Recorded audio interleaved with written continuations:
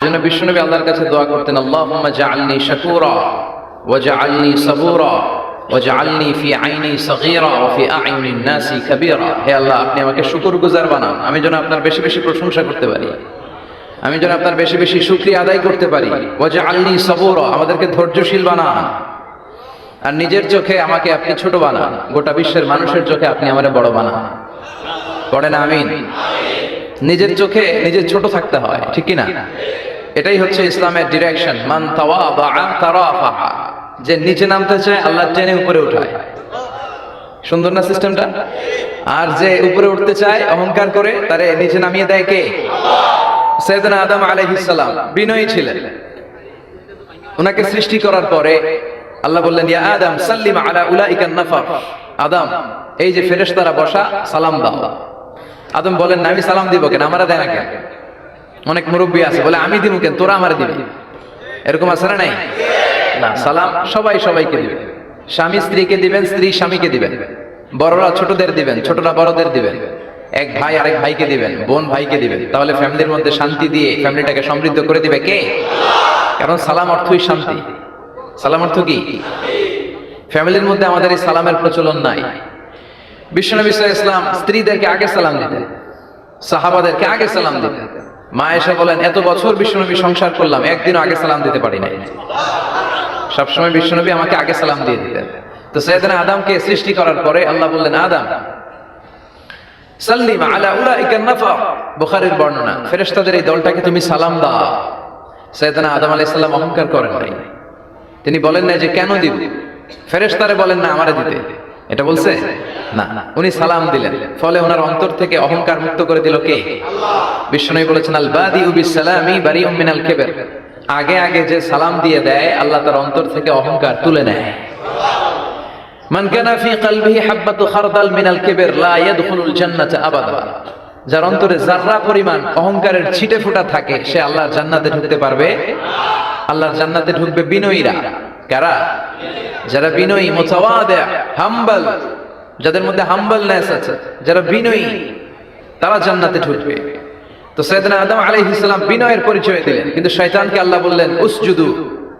শয়তানকে বললেন, শয়তান সেজদা দাও। ফেরেশতাদেরকে যখন অর্ডার করেছে সেজদা দাও, শয়তান বলল, আল্লাহ আমি সেজদা দিব না। অহংকার করলো, সে নিজে নিজে উপরে উঠতে চাইলো। সে বলল, খালাকতানি মিন নার ওয়া খালাকতাহু মিন তিন। আপনি আমাকে বানিয়েছেন আগুন দিয়ে, আগুনের ধর্ম উপরের দিকে ওঠা। আগুন জ্বালিয়ে দিলে লেলিহান শিখা কই যায়? উপরে যায়। ওয়া খালাকতাহু মিন তিন। আর আদমকে বানিয়েছেন আপনি মাটি থেকে, তা আমি কেন সেজদা দিব? আদমই না আমারে দিবে। আল্লাহ শয়তানকে চির জাহান্নামী বানিয়ে দিল। চিল্লায় বলেন ঠিক কিনা? আর বিনয়ের কারণে আদমকে আল্লাহ বানালেন আশরাফুল মাখলুকাত। কি বানালেন? সৃষ্টির সেরা। এজন্য নূরের ফেরেশতারাও সাইয়েদনা আদমকে সেজদা দিতে বাধ্য হয়েছে। চিল্লায় বলেন ঠিক কিনা? তুমি মাটির আদমকে প্রথম সৃষ্টি করিয়া ঘোষণা করিয়া দিলে শ্রেষ্ঠ বলিয়া, তাই তো নূরের ফেরেশতা করে আদমকে সেজদা। ঠিক কিনা? তাই তো নূরের ফেরেশতা করে আদমকে সেজদা। সবার চেয়ে সম্মান দিলে মাটির আদমকে। আল্লাহু আল্লাহু তুমি জাল্লে জালালুহু, শেষ করা তো যায় না গে তোমার গুণগান। আল্লাহু আল্লাহু, সুবহানাল্লাহ পড়েন। এজন্য আমরা যেন বিনয়ী হই, আমরা যেন নিজেকে ছোট মনে করি। আপনি নিজেকে ছোট মনে করলে আল্লাহ আপনাকে বড় বানায় দিবে। আর যদি নিজেই নিজেকে বলেন আমি বড় আল্লামা, আমি সব জানি, তাহলে আল্লাহ বলবে তোর স্থান হচ্ছে সবচাইতে নিচে। ঠিক কিনা? আবু নাওয়াস একজন কবি ছিলেন। উনি বলেছেন, ওয়াকুল্লি মাইয়াদাঈ ফিল ইলমি ফালসাফাতান হাবাসতা শাইআন ওয়া গাবাত আনকা আশিয়া। কেউ যদি তোমারে বলে যে আমি সব জানি, তুমি দুই আঙ্গুল দেখিয়ে বলো তুমি কিচ্ছু জানো না, তোমার শিখার অনেক বাকি। জাননেওয়ালার উপরও জাননেওয়ালা আছে। ঠিক কিনা? এজন্য আমরা যেন বিনয়ী হই।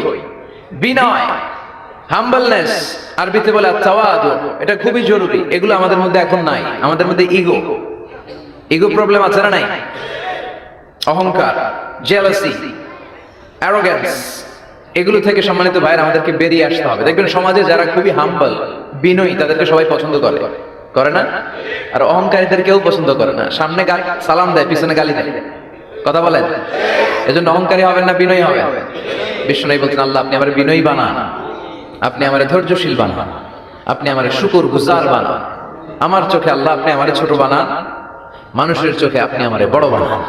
পড়েন আমিন। তো এখানে কি গোখরা সাপ পাওয়া যেত নাকি আগে? বিলটা অনেক বড় ছিল, এখানকার মাছ এসে আমরা খেতাম, সুন্দর একটা এলাকা ছিল। তো এখনো কি আছে জলাটা? বর্ষাকালে পানি হয়? আচ্ছা, পত্রিকা তো একবার একটা রিপোর্ট হয়েছিল গোখরার জলা নিয়ে। এটা বাংলাদেশের ওয়ান অফ দ্য বিগেস্ট জলা, অনেক বড় একটা জলা, অনেক পানি হয় বর্ষাকালে। এলাকার লোকেরা খুব ধর্মপরায়ণ, ধর্মপ্রাণ। যারা এই প্রোগ্রামের অ্যারেঞ্জ করেছে আমি তাদেরকে আন্তরিক শুকরিয়া জানাই। যারা আপনারা অনেক দূর দূরান্ত থেকে, একজন তো এসে বললেন যে আমি চট্টগ্রাম থেকে এসেছি, কেউ বললো যে আমি পুরান ঢাকা থেকে এসেছি, অনেকে অনেক জায়গা থেকে এসেছেন। আলহামদুলিল্লাহ, এটা একটা ভালো সাইন। এটা it's a very good and positive sign যে কোরআনের কথা যেখানে হয় এখানে মানুষ জড়ো হয়। বানের পানির মতো ঢল নামে মানুষের। আগে যাত্রাপালা হইতো, গানের কনসার্টও এখন কমতে শুরু করছে, ঠিক কিনা? ওই জায়গাটা দখল করে নিছে কোরআনের তাফসীর। এটাই প্রমাণ করে আগামীর বাংলাদেশ ইসলামের বাংলাদেশ। চিল্লায় বলেন ঠিক কিনা? ইসলামের বিজয়কে কেউ ঠেকায় রাখতে পারবে না। ইসলামের বিজয় অবশ্যম্ভাবী। গোটা বিশ্বব্যাপী ইসলামের গণজোয়ার। ডাচ পলিটিশিয়ান একটা ইসলাম ধর্ম গ্রহণ করছে না? আগে বলতো Islam is a lie, Quran is a poison. কোরআন নাকি বিষ আর ইসলাম নাকি মিথ্যা। আল্লাহ মহাসত্যটা এখন ওর অন্তরে ঢুকাই দিচ্ছে। এরকম কত পলিটিশিয়ান, কত সিঙ্গার, কত ডান্সার, কত সেলিব্রিটি, কত ক্রিকেটার, কত প্লেয়ার, কত যুগশ্রেষ্ঠ মানুষ এরকম কালিমা পড়ে পড়ে মুসলমান হয়ে যাচ্ছে। সব নিউজগুলো আসে না, কারণ এই নিউজগুলো মিডিয়াতে কভার হলে গোটা বিশ্বব্যাপী তোলপাড় শুরু হয়ে যাবে, ঠিক কিনা? ওরা ওই দিক দিয়ে আমাদের বিরুদ্ধে প্রচারণা চালায় যে ইসলাম মানে হচ্ছে জঙ্গিবাদ, ইসলাম মানে হচ্ছে সন্ত্রাসবাদ। এগুলো বলতে বলতে ইউরোপ আমেরিকার যে সাধারণ নাগরিক, ওদের কান ওরা ঝালাপাড়া করে ফেলছে। ইউরোপ আমেরিকার খ্রিস্টান নাগরিকরা ভাবলো ঘটনা কি, ইসলামের ব্যাপারে এত কথা কেন? What is Islam? এটা আবার কি? Let's check in Google. একটু চেক করি গুগলে, বুক ফেয়ার গুলোতে কিছু বই পড়ে দেখি ইসলাম সম্পর্কে। ওরা পড়তে শুরু করলো। আমাদের বিরুদ্ধে অপপ্রচার চালালে এটা আমাদের পক্ষের প্রচারণা হয়ে যায়, ঠিক কিনা? ওরা জানতে পড়তে শুরু করলো। অনেকে ইসলাম দ্বারা ইমপ্রেসড, অনেকে impressed, convinced. Now they accepted Islam, they converted to Islam. তারা খ্রিস্ট ধর্ম ছেড়ে দিয়ে মুসলমান হয়ে কালিমা পড়ে নিয়েছে। এই বাণীটা একটা বিপ্লবী বাণী, লা ইলাহা মুহাম্মাদুর। ঝিনুকের ভেতর লুকিয়ে থাকে যেমন মতি, ঝিনুকের ভেতর লুকিয়ে থাকে যেমন মতি, কালমা শাহাদাতে আছে আল্লাহর জ্যোতি, কালমা শাহাদাতে আছে আল্লাহর জ্যোতি। সুবহানাল্লাহ পড়ে। এটার মধ্যে একটা লাইট আছে, লাইট স্পার্ক করে, এটা জ্যোতি, এটা আল্লাহর নূর। এটা যারা অন্তরে একবার প্রবেশ করতে পারে সে সত্য ছাড়া চোখে আর কিছু দেখে না। এই কালেমার পক্ষে শক্তি যারা, তারা সত্য আর ন্যায়ের পক্ষে চিল্লায় বলেন ঠিক কিনা? এটা পৃথিবীর সবচেয়ে শ্রেষ্ঠ জিকির, আফদালু জিকির লা ইলাহা। আবার বিশ্বনবী বললেন মান ক্বালা লা ইলাহা ইল্লাল্লাহ সিদকান মিন কলবিহি দাখালাল জান্নাহ। অন্তর থেকে একনিষ্ঠতার সাথে একবার যে লা ইলাহা পড়বে ওই লোকটা জান্নাতে প্রবেশ করবে। তার অপকর্মের কারণে, তার পাপের কারণে হয়তো সে পানিশমেন্ট পাবে জাহান্নামে, কিন্তু ফাইনালি সব শেষে সে জান্নাতে ঢুকবে, ঠিক কিনা? সহিহ ইবনে হিব্বান আর মুস্তাদরাকে হাকিমের এক বর্ণনা, মুসা আলাইহিস সালাম আল্লাহকে প্রশ্ন করলেন, ইয়া আল্লাহ আল্লিমনি কালিমাতান আযকুরু বিহা ওয়া আদউ বিহা। আল্লাহ আপনি আমারে একটা কালিমা শিখান, একটা জিকির শিখান, যে জিকিরটা দিয়ে শুধু আমি আপনার জিকির করব। এই জিকির কেউ জানবে না, শুধু জানবো আমি আর আপনি। সুবহানাল্লাহ পড়েন। আল্লাহ বললেন ইয়া মুসা ইকরা লা ইলাহা ইল্লাল্লাহ। মুসা তুমি পড়ো লা ইলাহা।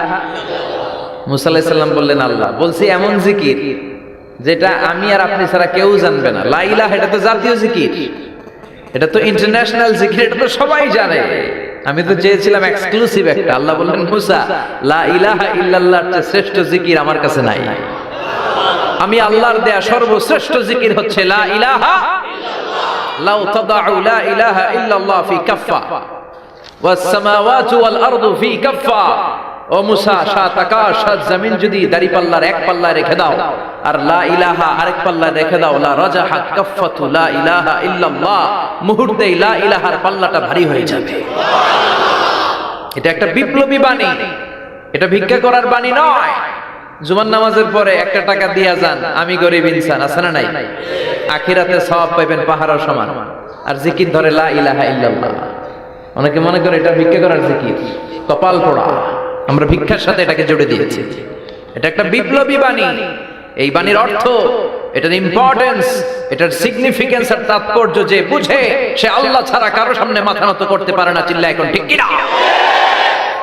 তাফসীর ফি জিলালিল কুরআনের রচয়িতা সৈয়দ কুতুব শাহী, নাম শুনছেন? গোটা বিশ্বব্যাপী তার নাম আর ডাক। তিনি ফি জিলালিল কুরআন লিখে গোটা বিশ্বের যুবকদের অন্তর কাঁপিয়ে দিয়েছিলেন। এই সমাজে তিনি জাহালাত দেখে এই জাহালাতের বিরুদ্ধে কলম ধরেছেন আর যুগ শ্রেষ্ঠ তাফসীর রচনা করেছেন, তাফসীর ফি জিলালিল কুরআন। এটার অনেক ভাষায় ট্রান্সলেশন হয়েছে, বাংলায় পাওয়া যায়। খুব সম্ভব আল কোরআন একাডেমি লন্ডন এটা ট্রান্সলেট করেছে। তো উনি এই কালিমার পক্ষে থাকার কারণে, ইসলামী আন্দোলনের কারণে তৎকালীন প্রেসিডেন্ট জামাল আব্দুল নাসের ওনাকে ফাঁসি দেওয়ার আদেশ দিয়েছে, ফাঁসির কাস্টে ঝুলিয়ে মৃত্যুদণ্ডের অর্ডার করেছে।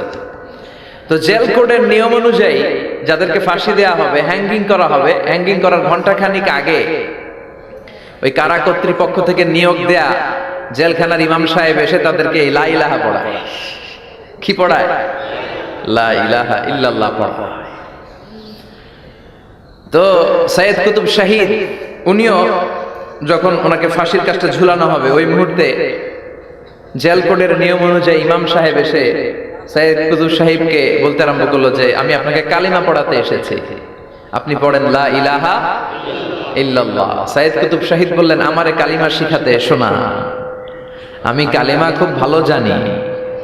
যেই কালিমা পড়ার, যেই কালিমা তুমি ফাঁসির আসামিদেরকে পড়ানোর কারণে মান্থলি বেতন পাও, ওই কালিমার ব্যাখ্যা করার কারণে আমাকে ফাঁসির কাস্টে ঝোলা লাগছে। তুমি কালিমা পড়াও, তুমি বেতন নাও, আর আমি কালিমার ব্যাখ্যা করার কারণে আমার ফাঁসি হয়, তার মানে তোর কালিমা আর আমার কালিমা এক কালিমা।